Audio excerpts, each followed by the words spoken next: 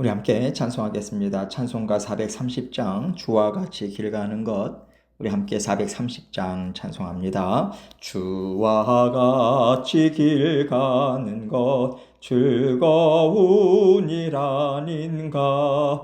우리 주님 걸어가신 발자취를 밟겠네. 한 걸음 한 걸음 주 예수와 함께 날마다 우리 걸어가리. 어린아이 같은 우리 미련하고 약하나 주의 손에 이끌리어 생명길로 가겠네. 한 걸음 한 걸음 주 예수와 함께 날마다 우리 걸어가리. 꽃이 피는 들판이나 험한 골짜기라도 주가 인도하는 대로 주와 같이 가겠네. 한 걸음 한 걸음 주 예수와 함께 날마다 우리 걸어가리. 옛 선지자 헤녹같이 우리들도 천국에 들려 올라갈 때까지 주와 같이 걷겠네. 한 걸음 한 걸음 주 예수와 함께 날마다 우리 걸어가리. 아멘. 기도하겠습니다. 하나님 아버지 감사합니다. 하나님께서 오늘도 저희에게 새날 주시고 함께 동행해 주실 것을 믿고 감사드립니다. 아버지 하나님께 작은 일 큰 일 다 내어 맡깁니다. 우리 자녀들도 생업도 내 모든 건강도 모든 일들을 다 주님께 의탁합니다. 생사화복 주관하시는 우리의 주인 되신 아버지 하나님께서 아버지 하나님 정말 죽기까지 사랑하시는 아버지 하나님의 그 사랑의 마음으로 우리를 돌보고 계신다라고 하는 그 믿는 믿음으로 주님과 오늘도 만족함으로 감사함으로 살아내는 우리 모든 성도님들 되실 수 있도록 은혜 베풀어 주옵소서. 오늘도 주님께서 말씀을 주십니다. 이 말씀을 통해서 오늘 우리가 삶 가운데 실천하고 그래서 살아계셔서 역사하시는 아버지 하나님의 일하심을 목도하는 귀하고 복된 하루 될 수 있도록 은총 베풀어 주옵소서. 모든 영광을 아버지 하나님 앞에 올려드리오며 예수 그리스도의 귀하신 이름으로 기도합니다. 아멘. 하나님 말씀 열왕기하 10장 8절로 11절입니다. 열왕기하 10장 8절로 11절 제가 읽습니다. 사자가 와서 예후에게 전하여 이르되 그 무리가 왕자들의 머리를 가지고 왔나이다. 이르되 두 무더기로 쌓아 내일 아침까지 문 어귀에 두라 하고 이튿날 아침에 그가 나가서서 뭇백성에게 이르되 너희는 의롭도다. 나는 내 주를 배반하여 죽였거니와 이 여러 사람을 죽인 자는 누구냐? 그런즉 이제 너희는 알라. 곧 여호와께서 아합의 집에 대하여 하신 말씀은 하나도 땅에 떨어지지 아니하리라. 여호와께서 그의 종 엘리야를 통하여 하신 말씀을 이제 이루셨도다 하니라. 예후가 아합의 집에 속한 이스라엘에 남아있는 자를 다 죽이고 또 그의 귀족들과 신뢰받는 자들과 제사장들을 죽이되 그에게 속한 자를 하나도 생존자를 남기지 아니하였더라. 아멘. 하나님께서 아합의 집을 심판하실 때 단 한 사람도 남겨놓지 말고 멸절시키라고 말씀하셨습니다.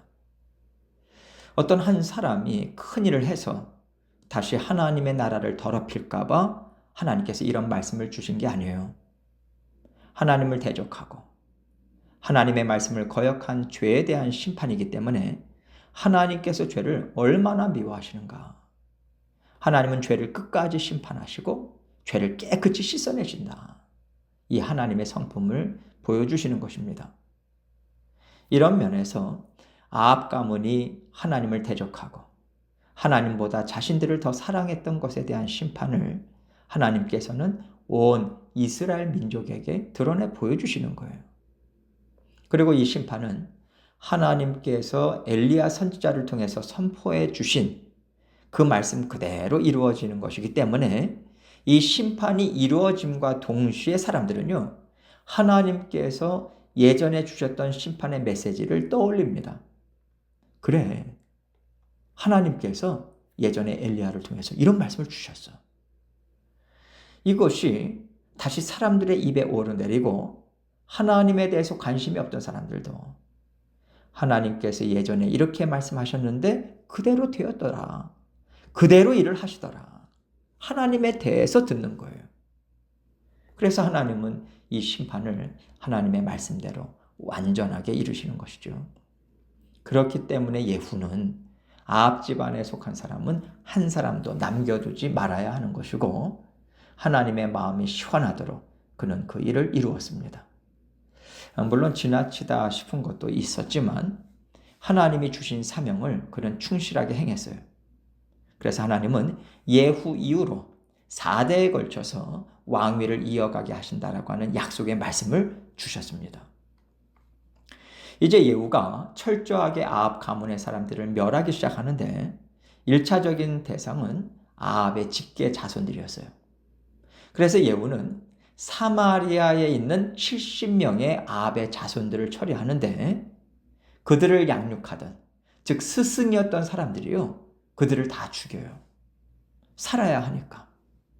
이것이 인간의 연약함이고 한계 아니겠습니까? 스승들이 그동안 가르쳤던 제자들을 다 죽여서 예후에게 그들의 목을 가져왔습니다. 오늘 말씀은 이 부분부터 이제 시작이 되는 거예요. 8절을 보겠습니다. 사자가 와서 예후에게 전하여 이르되 그 무리가 왕자들의 머리를 가지고 왔나이다. 이르되 두 무더기로 쌓아 내일 아침까지 문 어귀에 두라 하고, 빨리 처리하지 말고 사람들에게 본보기로 보여주라는 거예요. 그래서 사람들이 자주 지나다니고 다 볼 수 있는 문 어귀에, 성문 입구에 머리들을 두 무더기로 쌓아놓게 합니다. 이 끔찍한 광경을 보여줌으로써 너희들도 조심하라, 이 경고를 주고 있는 거죠. 9절로 10절입니다. 이튿날 아침에 그가 나가서서 뭇백성에게 이르되 너희는 의롭도다. 나는 내 주를 배반하여 죽였거니와 이 여러 사람을 죽인 자는 누구냐? 그런즉 이제 너희는 알라. 곧 여호와께서 아합의 집에 대하여 하신 말씀은 하나도 땅에 떨어지지 아니하리라. 여호와께서 그의 종 엘리야를 통하여 하신 말씀을 이제 이루셨도다 하니라. 다음 날 아침에 예후가 이제 성문 입구에 서서 지금까지 아합 가문의 사람들을 죽인 것에 대해서 모든 백성들에게 얘기를 하는 거예요. 나는 여호람 왕을 배신했다. 신하였지만 내가 왕을 죽였어. 그리고 이 아합의 자손들을 누가 죽였냐? 아합의 신하들 아니겠냐? 그러나 아합 자손들을 죽인 것은 우리의 탐욕 때문이 아니다. 아합 가문을 심판하라는 하나님의 말씀에 우리는 순종한 것이기 때문에 이것은 하나님께서 기뻐하시는 일이야. 그러니 이 일로 마음 상하지도 말 것이고 또 우리를 판단하지도 말라고 예후는 자신이 이룬 일에 대한 근거를 하나님의 말씀에 두고 있는 거예요. 말하자면 이 일은 하나님 앞에서 합법하다, 이거죠. 11절입니다. 예후가 아합의 집에 속한 이스라엘에 남아있는 자를 다 죽이고 또 그의 귀족들과 신뢰받는 자들과 제사장들을 죽이되 그에게 속한 자를 하나도 생존자를 남기지 아니하였더라. 예후는 백성들에게 모든 말을 전한 후에 이제 아합에 속한 나머지 사람들을 멸하는 일을 적극적으로 이루어갑니다. 아합에게 속했던 귀족들, 아합이 신뢰했던 자들, 그리고 바알 제사장들 죽여서 하나도 생존자를 남기지 않았다고. 다시 말해서 하나님이 주신 말씀이 그대로 이루어졌다고 지금 증거하고 있는 거죠. 오늘날 하나님께서는 모든 믿음의 자녀들에게 많은 말씀을 주고 계십니다. 우리가 듣는 말씀들이 참 많지 않습니까? 그러면 여러분은 하나님의 말씀을 들을 때 어떻게 들으시나요? 혹시 이건 이렇게 되니까 이렇게 되는 거구나. 그렇구나. 이렇게 살아야 되는 거구나. 이렇게 지식적인 차원으로만 듣지 않으시나요? 하나님께서는 우리에게 듣고 내가 이런 말을 했다는 걸 알고 있어야 돼. 이렇게 말씀하시는 게 아닙니다. 하나님께서 말씀을 주실 때는요, 내가 이렇게 이룰 것이다. 선포하시는 것이고, 그 일을 그대로 계속해서 이루어 가시는 거예요. 하나님께서 이스라엘 백성들에게 말씀을 주실 때도 장차 일어날 일, 장차 하나님께서 행하실 일을 미리 가르쳐 주신 것입니다. 이 얘기는요, 그렇다면 너희가 내 말을 듣고 너희의 인생을 준비할 것이냐? 아니면 세상의 말을 듣고 너희의 인생을 준비할 것이냐? 이것을 어떤 것을 선택할 것이냐? 이 말씀 주시는 거예요. 그러면 우리에게 주시는 말씀도 그렇지 않겠습니까? 하나님께서 말씀을 우리에게 들려주셨다면 하나님은 들려주신 말씀 그대로 지금도 일을 이루고 계시다는 겁니다. 말씀하신 대로 일하고 계시는 거고요. 그렇기 때문에 하나님께서 주신 말씀 그대로 반드시 우리 인생에, 이 세상에 하나님은 드러내실 거예요. 우리가 이것을 알고 또 우리가 이것을 믿고 있다면 지금 나는 어떤 생각을 갖고 이 시간을 살아갈 것인가? 이것을 계속해서 고민하고 말씀대로 내 생각과 마음을 고치고자 애를 쓰면서 살아가는 것이 마땅하지 않겠습니까? 내 생각과 마음을 고친다라고 하는 게 무슨 얘기겠어요? 내가 지금 당장 어떤 것을 선택할 때 하나님의 말씀을 기억하고 선택한다는 거예요. 예를 들어서 내가 말씀을 생각하지 않으면 빨간색을 선택할 건데 말씀을 들었어요. 듣고 나서 생각해 보니까 빨간색을 선택하는 건 내가 너무 욕심을 부리는 것이고 이것은 하나님께서 하실 일을 내가 기대하기보다는 내가 알아서 일을 이루고자 앞서가는 거구나. 이런 생각이 들어요. 그래서 빨간색을 선택하지 않고 파란색을 선택하여. 이것이 하나님의 말씀에 순종하면서 살아가는 삶이란 겁니다. 하나님께서는 우리에게 이것을 기대하시는 거예요. 선택한다고 하면 우리는 자꾸만 큰 일들만 생각하는데 여러분 사실 우리가 얼마나 많은 작은 일들을 생각하고 또 결정하면서 살아갑니까? 그 작은 일 하나하나도 하나님의 말씀을 기억해서 하나님이 기뻐하시는 것을 선택하는 거예요. 우리가 하나님 앞에 서는 날 하나님께서는요 다른 거 보시는 게 아닙니다. 이렇게 하나님 말씀 기억하고 하나님이 기뻐하시는 그것을 선택하는 삶, 이것이 얼만큼 우리 인생에 담겨져 있는가 하나님 이거 보시는 거예요. 뿐만 아니라 하나님께서는 단지 겉으로 드러난 우리의 행동이나 모습이 아니라 내 속에 감춰져 있는 속사람, 순간순간 사소한 일들을 선택하고 결정하는 것에 들어있는 내 마음을 날마다 보고 계십니다. 그런데 우리는요, 순간순간 자잘한 것들, 사소한 것들을 선택할 때 가졌던 마음들은 별로 주의 깊게 생각하질 않아요. 그냥 하던 대로, 내가 편한 대로, 사람들도 다 이렇게 하더라. 이 생각으로 하지.